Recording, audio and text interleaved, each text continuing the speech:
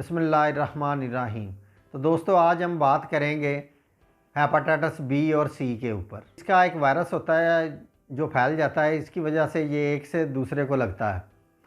तो दोस्तों कुछ अफराद जो हैं वो पीलिया यानी कि जरखान और हेपाटाइटिस को एक ही मर्ज़ समझते हैं, हालांकि ऐसी बात नहीं है।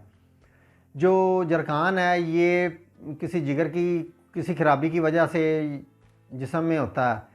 मज़ीद तफ़सीलात बताने से पहले हमारे चैनल डॉक्टर जहांगीर यासर को सब्सक्राइब करें और साथ बेल आइकन को प्रेस करें। और जो हेपाटाइटिस बी और सी है, इसका एक वायरस होता है जिसकी वजह से ये बॉडी में इसका वायरस दाखिल होता है, इसकी वजह से ये मर्ज़ होता है। तो दोस्तों इसके जो फैलने की वजह है वो ये है कि ये आंसुओं से, थूक से, पेशाब के रास्ते से और पसीने से भी फैलता है। तो इसके अलावा जो जिनसी रतूबात होती हैं उनसे भी ये फैलता है।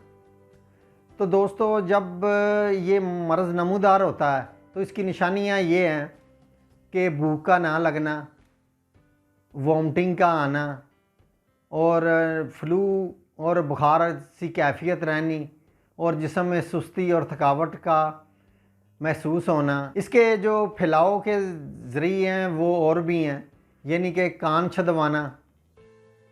छदवाना या किसी को मरीज़ को बग़ैर टेस्ट किया हुआ ब्लड इस्तेमाल हो जाना या दंदान के पास जाना, उसके औज़ार का ठीक ना होना, ये भी इसकी वजूहात होती हैं। और ब्लेड का यानी कि शेव के लिए जो ब्लेड इस्तेमाल होता है हमाम वगैरह, वहाँ पे जो ब्लेड इस्तेमाल होता है, एक बंदे पे इस्तेमाल हुआ, वो उसका मरीज़ था, वो दूसरे पे इस्तेमाल हो गया। टावल वगैरह जो एक का इस्तेमाल हुआ वो दूसरे पे भी इस्तेमाल हो गया। ये कुछ चंद ऐसी वजूहात हैं जिनसे ये फैलता है। तो दोस्तों जब ये अगर इसका बर वक्त इलाज ना किया जाए तो इसके बाद बहुत सारी पेचीदगियाँ पैदा होती हैं, यानी कि वॉमिटिंग का आना और उल्टियों के साथ खून का आना और इसके साथ जो है वो घबराहट और बेहोशी तारी हो जाना।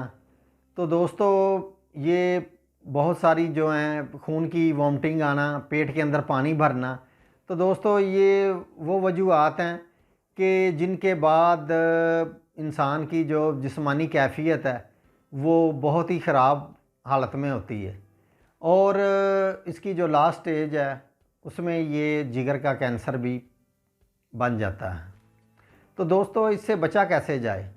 इससे बचाव के लिए आपने जो किसी अच्छे डॉक्टर के पास जाना है, जहाँ से आपने अपने दांतों का मुआयना वगैरह करवाना, ताकि उसके जो औज़ार हैं वो साफ़ सुथरे हों। इसके लिए आपने जो है वो वाशरूम साफ़ सुथरा इस्तेमाल करना है और जो कान वगैरह छदवाने के लिए एक ही नीडल है जो उसको इस्तेमाल करना है, जो आपने ख़ुद परचेज़ करनी है। तो दोस्तों इसके लिए जो इलाज है वो मैं आपको बताऊंगा। तो इसके इलाज के लिए मैं आपको मेडिसिन बताता हूँ। होम्योपैथिक की मेडिसिन है नक्स वोमिका 30 में आपने लेनी है, लाइकोपोडियम भी आपने 30 में लेनी है और चैलिडोनियम ये भी आपने 30 में लेनी है। और इन तीनों मेडिसिन को आपने मिला लेना है और आपने दिन में तकरीबन कोई 4 दफ़ा इसके 5-5 कतरे आधा घूंट पानी के अंदर मिलाकर आपने पीने हैं। इससे इंशाल्लाह ताला आपका ये जो मसला है हेपाटाइटिस बी और सी का, ये काफ़ी बेहतर हो जाएगा। परेशान होना छोड़ दें, इंशाल्लाह ताला आपका मसला हल हो जाएगा। शुक्रिया।